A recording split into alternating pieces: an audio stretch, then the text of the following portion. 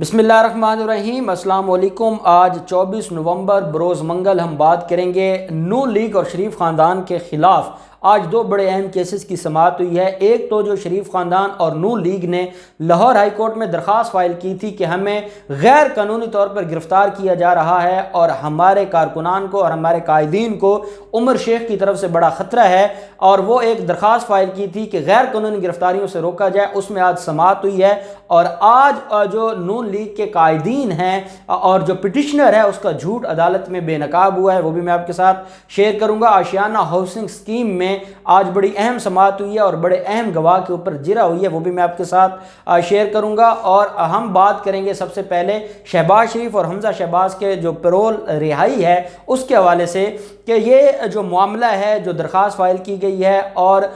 जो मरियम औरंगज़ेब है उसने आज ही ये बात की है कि हमारी जो दरख्वास्त है शहबाज शरीफ और हमजा शहबाज की जो पैरोल रिहाई है वो अभी तक उसके ऊपर कोई कार्रवाई नहीं हुई, और उनको जो मामला था, जिस तरीके से हमने गुजारिश की थी DCO को और हमने पंजाब हुकूमत को और वज़ीर कानून को गुजारिश की थी, वो मामला अभी तक हमारा पेंडिंग है और बहुत बड़ा जुल्म किया जा रहा है हुकूमत की तरफ से, और शहबाज शरीफ और हमजा शहबाज को रिहाई नहीं दी जा रही और हमने ये जो गुजारिश की थी उसके ऊपर अमल दरामद नहीं हो रहा। उनका ये कहना है कि बहुत जल्द जो शहबाज शरीफ की वालिदा है उनकी जो तदफीन के लिए उनकी जो डेड बॉडी है वो पाकिस्तान में आ जाएगी, लेकिन जनाजे के इंतज़ामात हैं या जो बाकी इंतज़ामात हैं उसके लिए कार्रवाई नहीं हो रही। और मैंने आपको बताया था कि ये मामला इस तरह से है और आज इनकी मीटिंग चल रही है कि ये अदालत में जाएं DCO के ख़िलाफ़, और वो मीटिंग ये चल रही है कि ये चाहते हैं कि हमने जो दरख्वास्त फ़ाइल की है DCO को, हम उसके ख़िलाफ़ लाहौर हाई कोर्ट में रिट फ़ाइल करें और वो रिट में हम डायरेक्शन लें कि ये सारा मामला ख़राब किया जा रहा है और हमें रिलीफ नहीं दिया जा रहा। लेकिन वकला का ये कहना है कि जो फयाजुल हसन चौहान का स्टांस है पंजाब हुकूमत का या DCO का जो स्टांस है वो बिल्कुल ठीक है कि जब जनाजा होगा, जनाजे और कुल खानी का जो टाइम होगा वो उनको रिहाई दी जा सकती है, इससे ज़्यादा नहीं दी जा सकती। और क्योंकि उनके वकला ने उनको ये बताया है कि लाहौर हाई कोर्ट में मामला जाएगा तो ये मामला ख़राब हो जाएगा, तो आप प्रेशर डालें और प्रेस कॉन्फ्रेंसेस करें और मीडिया के ज़रिए प्रेशर डाल के आप यहीं से रिलीफ ले लें, बजाय इसके कि आप अदालतों में जाएँ। तो मरियम औरंगज़ेब ने आज सुबह ही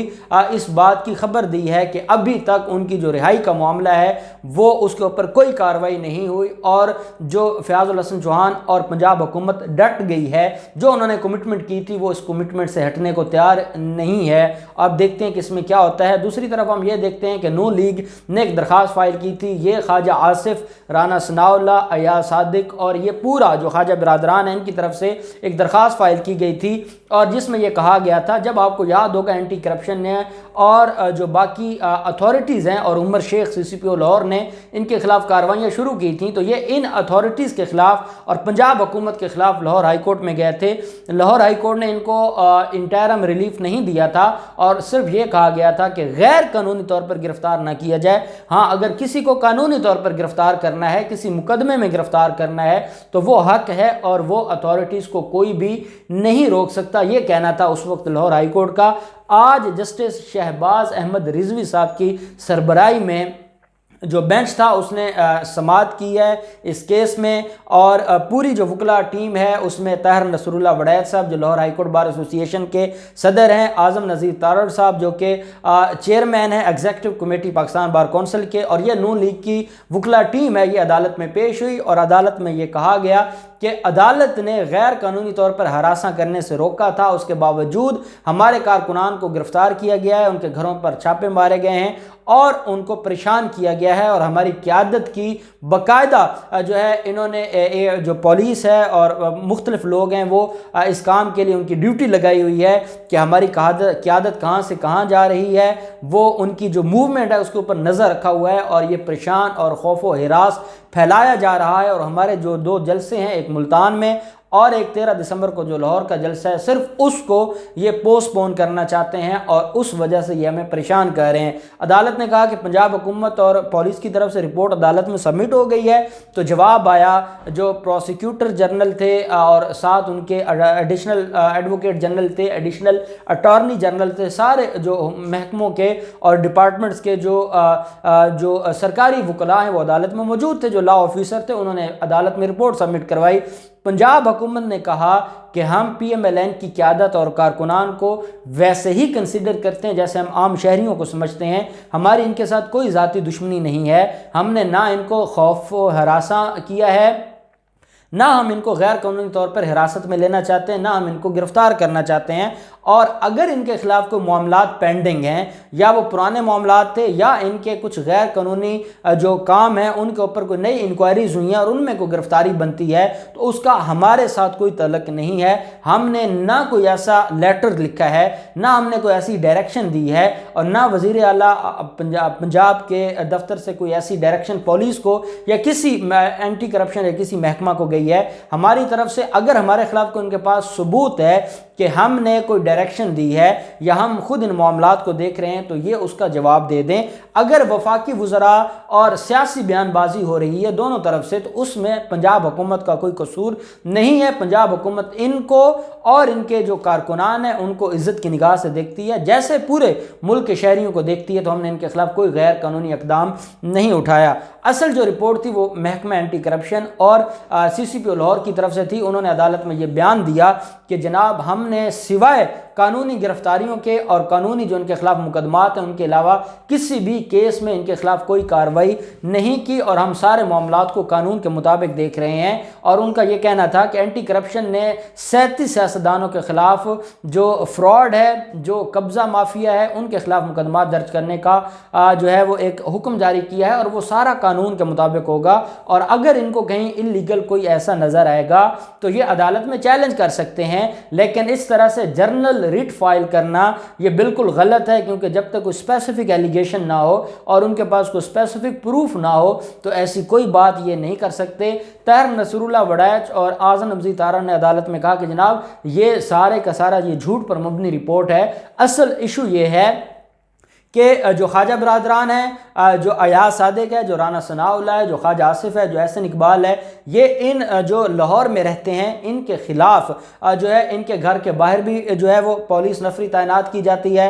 سول کپڑوں میں ہمیشہ پولیس والے ان کا پیچھا کرتے ہیں، اور ان کو ہر وقت یہ خطرہ رہتا ہے کہ یہ ابھی گرفتار ہو جائیں گے، ابھی گرفتار ہو جائیں گے، اور یہ گرفتاری کا خوف جو ہے وہ سیاسی لوگ ہیں، ان کی جو ایکٹیویٹیز ہیں، انہوں نے جو معاشرے کی خدمت کرنی ہے، اپنے ووٹرز کی خدمت کرنی ہے، اس کے اوپر جو ہے وہ